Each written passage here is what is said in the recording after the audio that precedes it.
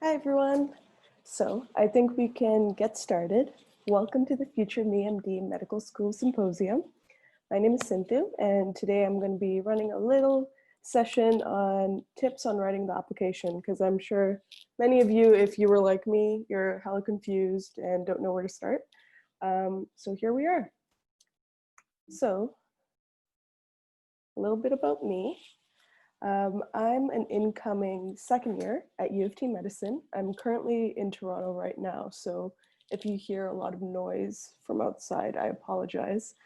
I previously did my undergrad in biology and psychology, neuroscience, behavior, so it was a double major from McMaster. And outside of academics, I am really interested in advocacy, teaching, and mentorship. The kind of advocacy I get involved in involves a lot of equity, diversity, inclusion type work, and teaching and mentorship.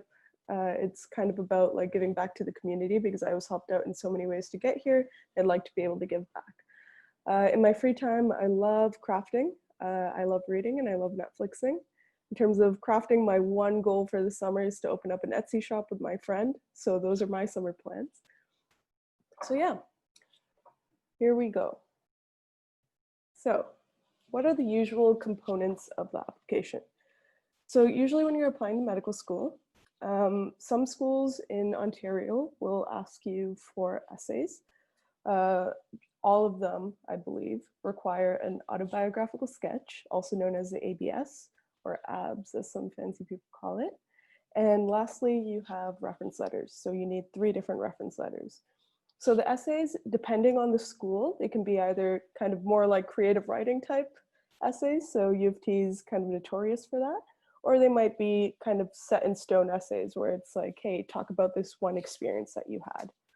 The ABS, I believe, is standardized for everyone, so I think it's currently 32 different items, and you have 150 characters, not words, characters, to describe what you did for each activity from the age you were 16. And lastly, you have reference letters / forms. I believe most recently they're shifting towards forms rather than letters to make the application more standardized for people.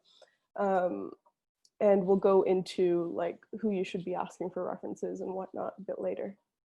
Oh, and in terms of the layout for this presentation, it's about 45 minutes. So the first 25-30 minutes, I'll just give you like an overview of tips and tricks and how I handled application season. And then the last 15 minutes, you guys can ask me questions as well. So general tips. So tip number 1, reach out early. Please, for the love of God, reach out early. So I'm a huge procrastinator, so it's truly the pot calling the kettle black. But I think it's super, super important, especially to reach out early to your references. So I found personally that references were the kind of hardest to figure out for me because a lot of the extracurriculars that I was involved in were student-led.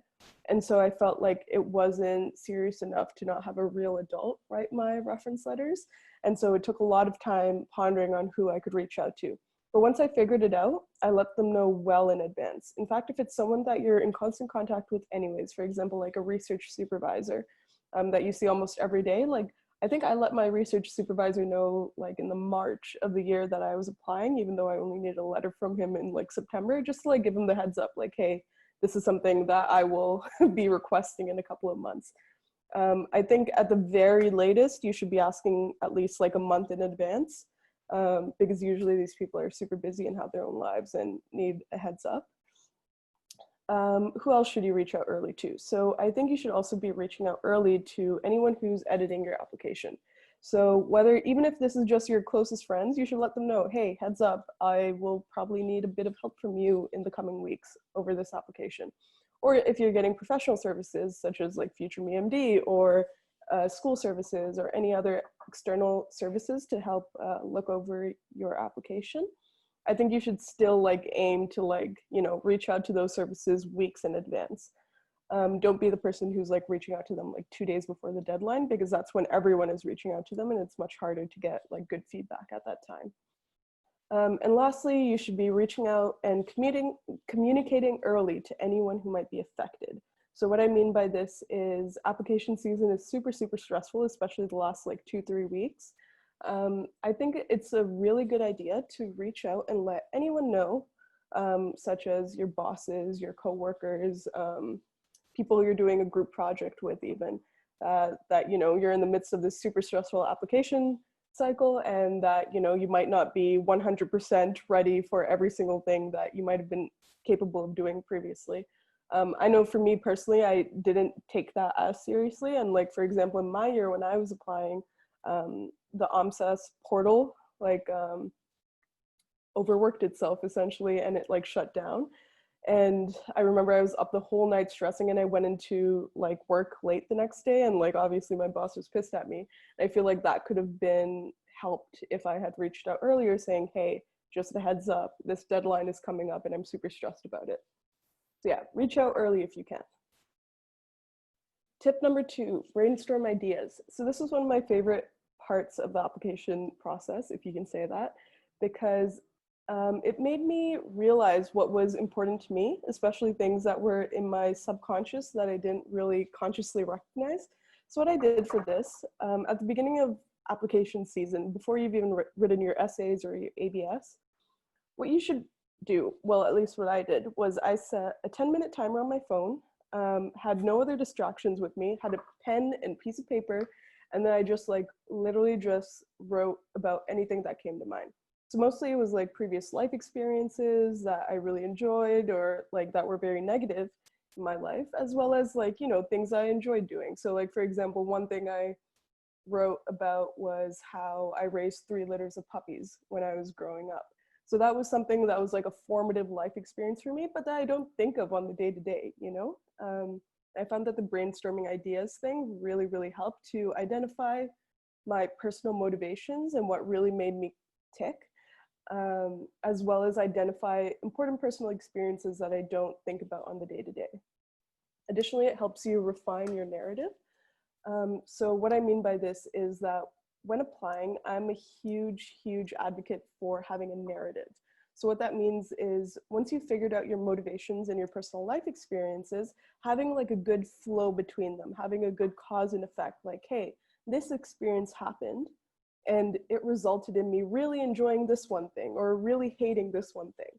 So having a good narrative for people to be able to follow makes their application a lot more interesting. So for example, like if you saw someone perform CPR on a family member, so that was a probably like negative experience, maybe positive if like there was a positive result in the end.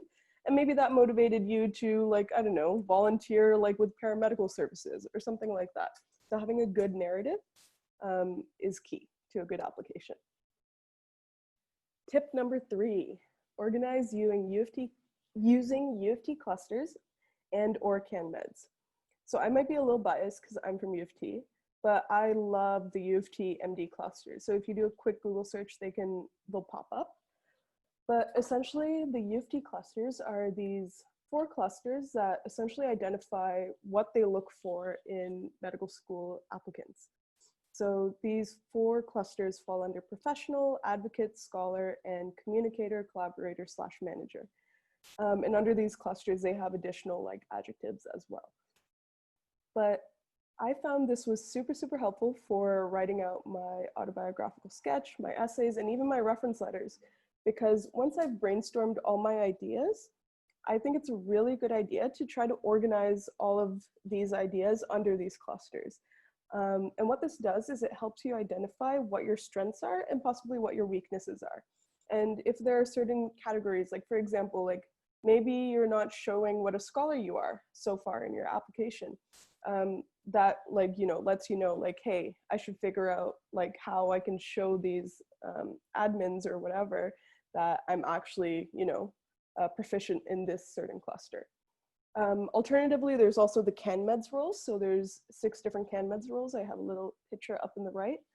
Professional, scholar, health advocate, manager, collaborator, and communicator. So it's very similar to the clusters as well. And this is written by the Royal College of Physicians in Ontario, I believe.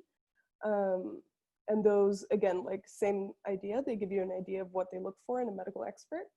And so it helps you organize all your ideas. And for reference letters, I think What I mean by that is that when you're figuring out your 3 reference letters, make sure that these people can speak to these clusters overall. So for example, you might ask your research supervisor to talk about you, and they might be able to talk about how you're a great scholar and how you're a great professional. Maybe they're not able to speak to how you're an advocate. So make sure a different reference letter can at least speak to that. Tip number 4, reflecting and focusing on motivations. So this is something someone pointed out to me early on in the application cycle, and it really, really stuck with me because it changed how I wrote my application. So I believe that your resume or your CV or whatever it is shows the what. It shows what experiences you had and what you gained from these experiences. On the other hand, your essays, reference letters, and your ABS should show the why. So like admins like who are going over your applications, like they've seen thousands of these, right? They've seen people who, they've probably seen people who are like 4-time gold medalists, like in the Olympics, and they've probably seen people who are like curing cancer, you know? So what makes you truly stand out is your motivations. Why did you do the thing that you did? And I think this helps make your application unique, individual, and make sure that like the person who's reading over it doesn't just skim it or skip over it. Tip number 5, I think this should be a given, but avoid cliches.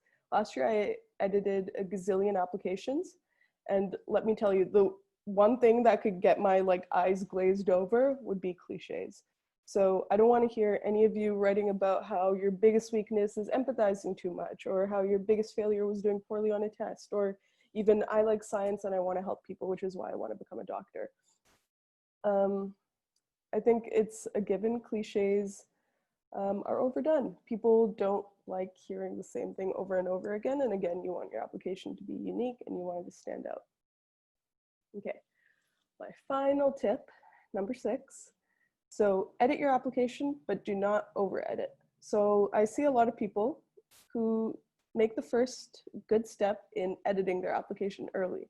However, I also see a lot of people who over edit. What I mean by this is that it's great if you finish your application early, if you finish your essays early and your ABS early. Reach out to a couple of people who can edit your abs and your essays. However, do not reach out to too many people. Too many means like, I know people who have reached out to like 20, 30 people to look over the application. That's probably a bit too much, because what you run the risk of doing is over editing your application. So what happens is you have 20 or 30 different people looking over your application, and slowly over time, the essay just becomes an amalgamation of all of these ideas. And so it just becomes average, right? Because everyone's going to be giving you different advice, and overall you're going to take the most centrist approach with no unique ideas really. And so you run the risk of making a cookie cutter application even if your essay was originally amazing.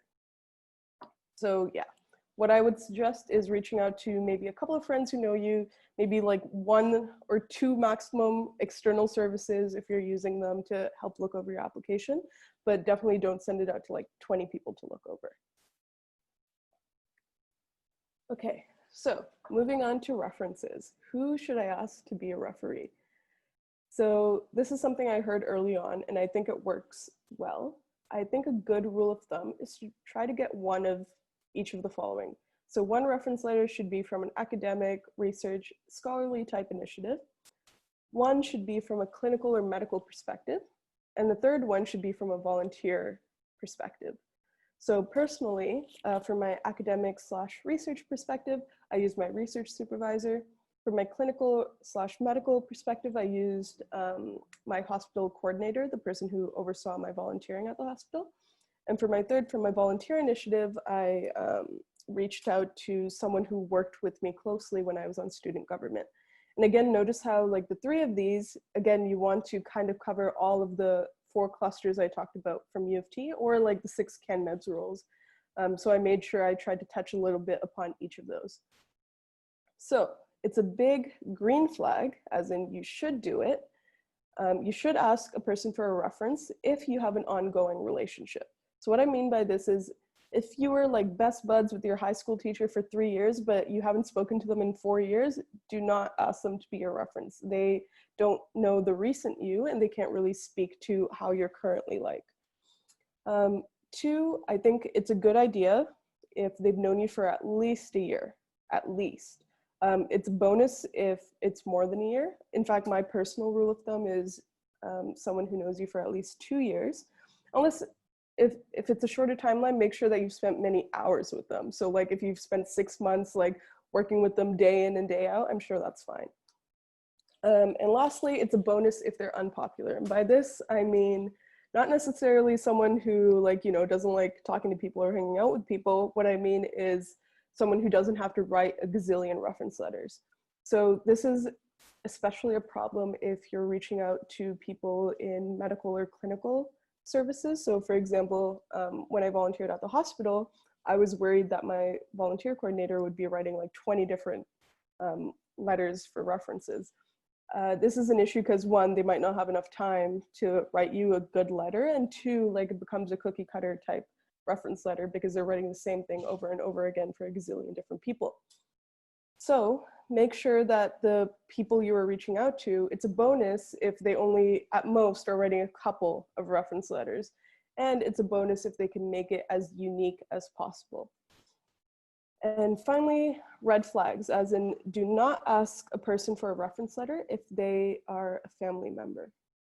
So do not ask your mom, do not ask your dad, do not ask an aunt or uncle for a reference letter, and try to stay away from asking a friend for a reference letter. So what I mean by this is, obviously, if you become friends with your volunteer coordinator who you've known for like 4 years or something like that, that's fine, that's totally cool. Because they're a real adult and you've met them in a professional setting. However, on the other hand, you don't want to be reaching out to someone just because they're your friend and you've known them for a gazillion years, you know? So yeah, I hope that cleared up who you should be asking for a reference. Okay, so as the last leg of this presentation, we'll go over some sample essay questions, how I would personally approach them. And then after that, we'll go into a quick question period. So here are 2 different U of T essay questions from past years. So the first one is, uncomfortable conversations, although difficult and even hostile at times, are not necessarily unsafe ones. Do you agree or disagree? Discuss a time where you had to partake in such an uncomfortable conversation and how you handled it. And the second one was, failure is an essential part of the learning process. Discuss a recent setback you experienced and overcame. What resources or tools helped you overcome this failure? So my general practice when attempting essay questions is, number 1, again, brainstorming is your best friend. So the second you see a question, you might have a gazillion ideas pop into your head, or you might just even have one idea pop into your head. Regardless, I think it's a great idea if you set like a 5-10 minute timer and just brainstorm anything that comes to mind, even things that are tangentially related to this. So let's go over the second one. So the failure one.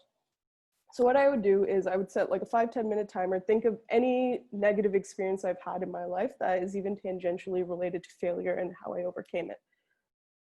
Second, you can also refer to that initial brainstorming document I talked about when coming up with your narrative/essay like ideas. And you can outline all of the experiences that you've had that are related to failure. Second, one tip that should seem, you know, common sense, but a lot of people might miss out on, is make sure you're answering the question. So what I mean by this is sometimes, like for example, last year I was editing an essay on the first one, and they were saying like, yeah, like, you know, it's true that hostile conversations aren't necessarily unsafe, but then they proceeded to talk about a hostile conversation that was indeed unsafe. So make sure you're actually answering your question and answering to the point that you're trying to make. And lastly, after you've outlined experiences, make sure you also go over how you overcame them and how you're moving on from them, how you've learned from it, and how you're going to take this experience forward. So for example, if we're going over the second essay question, failure, I probably would have talked about, for example, a time when I was on student government. This was at McMaster, and if you might know, but McMaster currently has a no smoke campus. So they're one of 2 schools in all of Canada, I believe, that don't allow smoking anywhere on campus. So at the time when I was on student government and this was first being brought to the table, when I first heard of it, like, you know, ending smoking on campus, I was like, wow, that's such a great idea. Of course, I'm in support of it. However, like much later on, after I had already like voted on it and like already made my discussion points and everything, I did a bit more digging, a bit more research, and I learned a bit more about how that could actually be harmful to people. How, like, you know, if you want to follow harm reductionist techniques, how this might negatively impact people who, like, you know, are marginalized populations. People who are smokers are more likely to come from low SES backgrounds who might not have, you know, time on their coffee break or whatever to go off of campus to smoke. And essentially I talked to more people who were negatively impacted by this. And I realized retroactively that my vote wasn't necessarily what I would have voted on had I had all the information. So I personally thought that was a failure on my end, because my duty as a representative on student government was to take all roles into consideration before making a vote. And so I would probably talk about how it was a failure that I didn't do my research properly and how I didn't take other perspectives into consideration. So the thing about this experience is that, one, it's not cliche. So when I first like saw this essay question, I think my immediate like reaction is gut reaction is kind of like, oh, I remember that time I failed an exam or something like that. Do not. I promise you there's like hundreds of people who are writing that exact same thing. This experience, on the other hand, is much more unique and might help me stand out when writing this application. Second, I have to start thinking about what clusters, what CAMEDS roles does this display, and have I actually overcome it in the essay? So in the essay, I would probably talk about how, you know, my failure was that I didn't communicate, that I wasn't an advocate, that I wasn't necessarily a scholar because I didn't do all my research. However, then I should end the essay showing how I have overcome it. So the rule of thumb is, if you're saying anything negative, you should probably follow up with a positive. So I would then follow up by saying like, oh, like this is how I helped, you know, either reverse the decision, for example, bringing it back to the table to vote on again, or reaching out to different groups on campus to see like what we can do to, like, you know, help people who are negatively impacted by this ruling. Things like that would be my immediate short-term resolutions. And then I would go into my long-term, like, okay, from here on, like I learned that, you know, I should probably do my research and actively seek alternative perspectives before I go to the discussion table. So yeah, that's kind of how I would approach that question. And for our last essay examples, we'll go over some past NOSM questions. So the first essay question was, please describe how you have developed resilience and coping mechanisms. How will you utilize these skills to support yourself during your medical training in making informed and rational decisions when faced with difficult circumstances? And second, please describe an experience you have had interacting with individuals from backgrounds different from yours. How would this experience translate to working within a healthcare environment and or with patients? So let's try doing the second one. So how I would personally approach this, again, brainstorming. So the first thing I would do, set a 5-10 minute timer, write down any idea that comes to mind that even vaguely relates to this essay question. Second, you want to make sure you're answering the question, and you want to make sure that you're not bringing up cliches. Third, you want to make sure with any experience that you talk about, you want to talk about how this has impacted you and how you're moving forward. So what I would probably talk about would be this one time I was in this interaction, tangentially technically, where people from like different backgrounds than I were talking about a recent anti-racism lecture that we were in. And following this, they were talking about how it was kind of like a silly lecture because, like, you know, people don't really face racism in 2020 and whatnot. And I remember that kind of like negatively impacted me because, you know, I'm a racialized woman. So I was kind of like, what do you mean racism isn't a thing? Because it's definitely a thing, because I still experience it, you know? And so that was kind of like a negative experience and a negative take on this question, talking about like, you know, talking to people from different backgrounds. But then I have to go into how I approach the situation. And I want to make sure that I'm, again, touching upon clusters or CanMEDS rules. So in this situation, what I ended up doing was I ended up talking to them later on, not in the moment, because I was like, you know, too like caught off guard, I guess. I did talk to them afterwards though. They were classmates, and I was like, hey, by the way, like, you know, that conversation kind of made me feel this in this way for this and this reason, blah, blah, blah. And like, although they didn't immediately go like, oh yeah, you're completely right, I'm completely wrong, they did definitely listen to what I had to say. So again, this shows, like within the clusters rules, this shows that I'm a communicator, and it probably can also demonstrate how I'm a professional, how like I don't immediately start like, you know, attacking them personally or something like that, and can actually have like a sit down conversation with, you know, why this isn't necessarily a good thing to say. And lastly, this could also show how I'm an advocate, because if someone can, like, you know, recognize that racism is still a thing in 2020, they could probably also recognize all the other isms like sexism or homophobia or et cetera, et cetera. And so this might demonstrate like the advocate competency. And lastly, I would like have to talk about how I proceeded from there, right? So that was a short term, talking to these people. But the long term is also like, hey, did this influence what kind of advocacy work I did in the future? Like, did this further motivate me to get involved in equity, diversity, and inclusion type trainings or anything like that? And it did, in real life, it did. And so I want to make sure that I would actually address those in the essays as well. So yeah, that was a whirlwind 101 on med school applications. I believe we have 15 more minutes for the session, and I will open up the floor to any questions people have. I'm not 100% sure how to do the question thing. I will stop sharing the screen, and then I will try to answer some questions.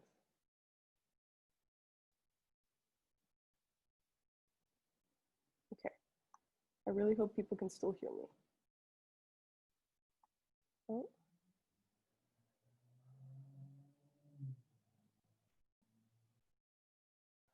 Okie dokie. So some people asked about whether the presentation would be sent afterwards, and Leo says, yes, they will be forwarded.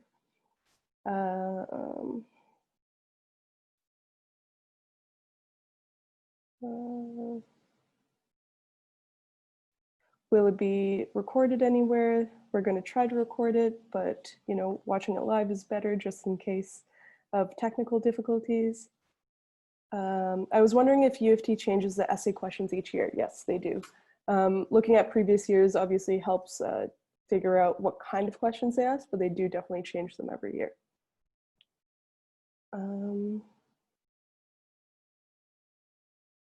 For the ABS, should we try to fill out all 32 items? So, good question.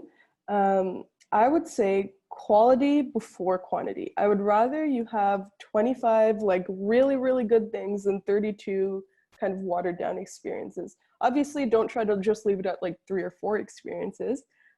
Try to get, I would say, rule of thumb, at least 20. And if you've looked at the different categories, like that's super broad. Like it can be literally like anything from like awards to extracurricular experiences to volunteering. So I think like almost anyone who's a pre-med, if you reflect on experiences since you were 16, you can fill out at least like 15, 20. So yeah, I wouldn't say that filling out all 32 is a necessity. I think I personally only filled out like 25 or so.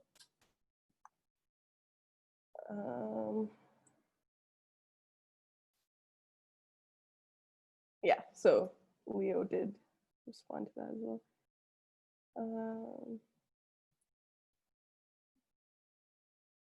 Okay, so someone asked me about my advocacy work, which I will get to like closer to the end.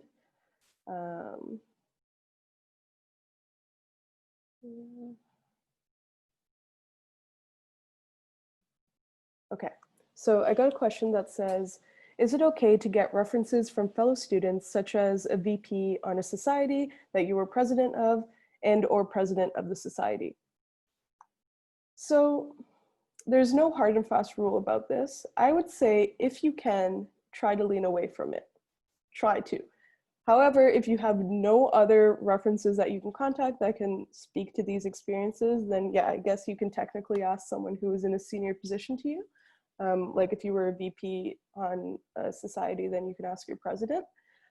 However, again, this kind of like blurs the line with like friendships and things like that. And I think it always looks a lot more professional and formal if you ask someone who's like a real adult who you've met in a professional setting. I know personally, like a majority of my work was also student-led and it was a huge struggle. So that's why you should start thinking about references like months and months in advance and try to see if you can come up with like someone else who like you might not be like best friends with, but who you've still had a positive relationship with. But again, like it's not a hard and fast rule. If that's the only reference you can come up with, then go for it.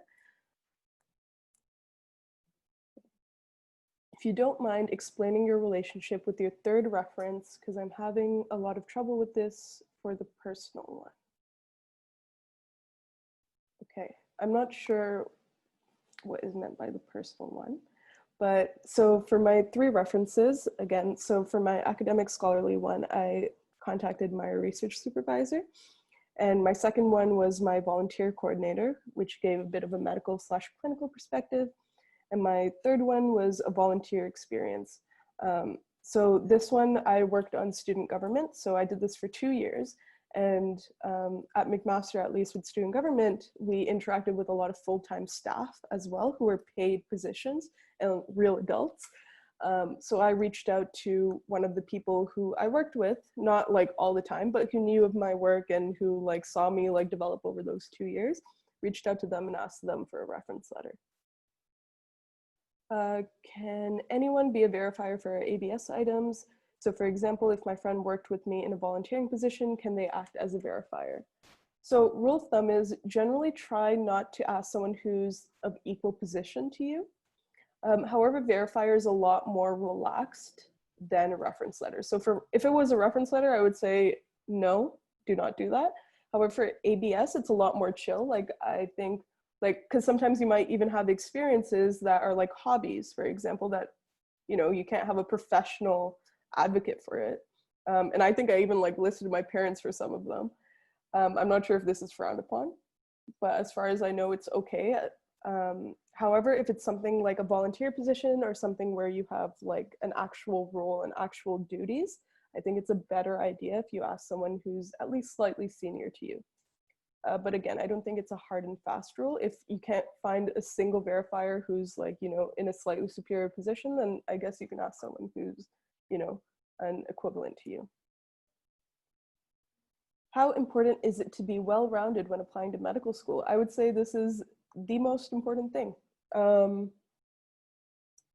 I would say that schools over the past like couple of decades even, they've gone towards a more holistic application. So I think it's very, very, very important to be well-rounded. So what I mean by this is that you don't necessarily have to check off every single tiny tick box. Like for example, when I was applying to U of T, I was like, wow, I barely have any research experience. And I've heard through the grapevine that U of T really favors research experience. So like, you know, I'm kind of screwed for this. That's not the case. Like, I mean, personally, I didn't have zero research experience. Like I did like, you know, volunteer in a research lab and I did like start my thesis at the time I was applying. So things like that aren't as much of an issue. But for example, if you've like never volunteered in your life, you should probably start volunteering.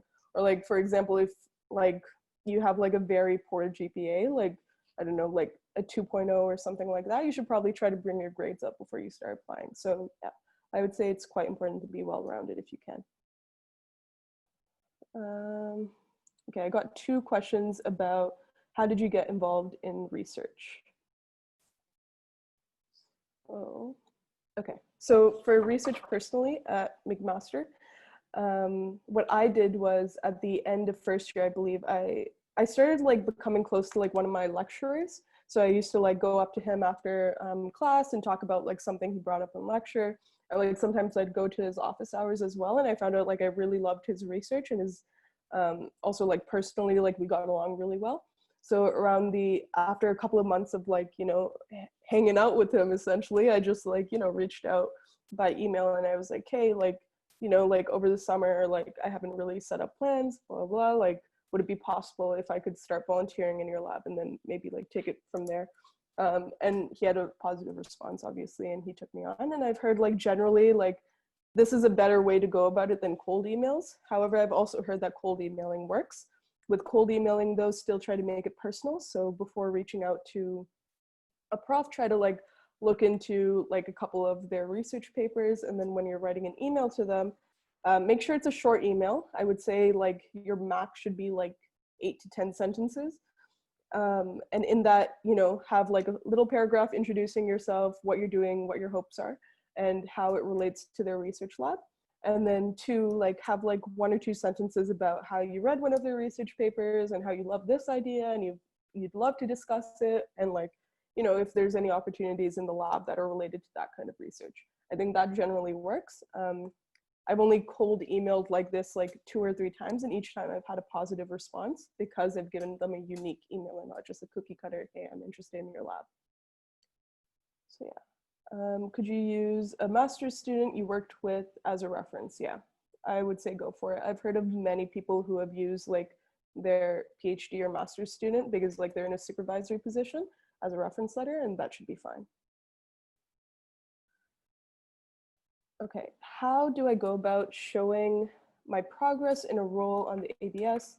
For example, starting out as a general member of a club and then moving up the ladder to become VP and the president, or getting promotions at the job. So everyone tackles this differently. This is a really good question. I had the same issue when I was writing my own application. So what I ended up doing was for certain extracurriculars, I noted them all as one thing. So for example, if I only got 1 promotion on this job that I did like years ago, I would probably like just list the second one. And like in my 150 characters or whatever, say like, was promoted from this previous role or something like that. However, on the other hand, if like, for example, I was involved in this club for 3 years and I went from a general member position to a VP to the president, then I had those as 3 separate roles. So I would say like, oh, like from 2016 to 2017, general member, and then have the 150 characters, and then 2017 to 2018, like VP, and then have the 150 characters. So that's how I went about it personally.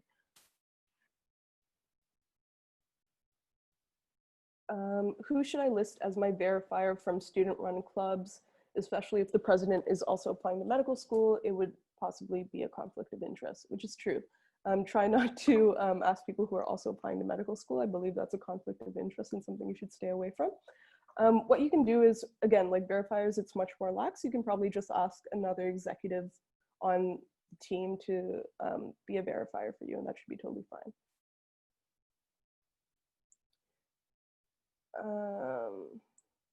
Did you receive any awards that you included in the ABS? So I'm going to answer this one because people tend to have like ideas about this that aren't necessarily true. So when I applied to medical school, I don't think I had any real awards because I applied at the beginning of my 4th year. And I got like 1 or 2 awards at the end of 4th year, but when I was applying, I didn't have any other than like Dean's honor list. So I think like sometimes people have this idea that medical students are like, like all around superstars, but that's not necessarily the case. And this again speaks to that earlier thing I was saying about how you should try to be well-rounded, but it doesn't mean that you have to get every tiny thing right off the bat. How many hours should we have worked / done something for it to be good ABS item? For example, I volunteered in a hospital for about 25 hours, but the program was shut down due to COVID. So I was wondering if I need to have worked in something for more than 50 hours for it to be valuable. So generally, rule of thumb is like definitely I would say about like 50 hours plus is a good idea. However, because of COVID and everything being up in the air, I would still say put down the 25-hour volunteering and then like maybe even like make a note of it, whether in the 150 characters or like even later on in your essays or your reference letters or something like that, you can make a note of like COVID impacting it. So everything's up in the air because of COVID, so take all of this with a grain of salt. What kind of hobbies did you put on your form? Like random things, like you probably don't want to put down Netflixing because that's not necessarily a productive hobby. But I put down like things like crafting, for example. I put down like intramural sports that I did, things like that. Is it a disadvantage to ask a high school teacher for an academic reference if you are not close to any uni teachers, given that you're still close to your high school teacher? Depends on how you're close to your high school teacher. So like if you like email them once a year wishing them Merry Christmas, then probably not a good idea. However, like if you see this high school teacher outside of this and still have a relationship with them, so for example, if you happen to volunteer at a place that they work at or something like that, then go for it. But again, I think like more recent relationships are always a better idea. What counts as research? For example, if you did a poster presentation of your research assignment as part of the bio class, would that count? So this is again one of those things that don't have a hard and fast rule. Some people say that you shouldn't write down any research unless it was outside of an academic setting. Some people say that they still do. I personally, like, again, since I didn't really have officially a lot of research experience, I still did end up putting research that I did like within school limitations. So probably don't put down like one presentation that you did in a biology class. But what you can do is like, for example, if you did a year-long course with this person, maybe like say, like write it down as a research thing, but then expanding in your 150 characters, like, oh, like I started this off as a course and over the course of the year, like I did all of this research. So to answer your question, like possibly not just if it's just one presentation. However, if you've actually done research over like months or years even, then you should probably put it down. And earlier there was a question I skipped over that asked how I got involved in advocacy work. Honestly, like it started with all the volunteering I did within like clubs and things like that. A lot of it is word of mouth as well. If people see that like you're interested in this kind of thing and your social interactions and things like that, people tend to invite you along. And try to attend things as an attendee first. So like if people are doing conferences or things like that, or talks about advocacy stuff, then attend those, and then maybe you can talk to the panelists or something like that after. Oh my gosh, there's so many questions.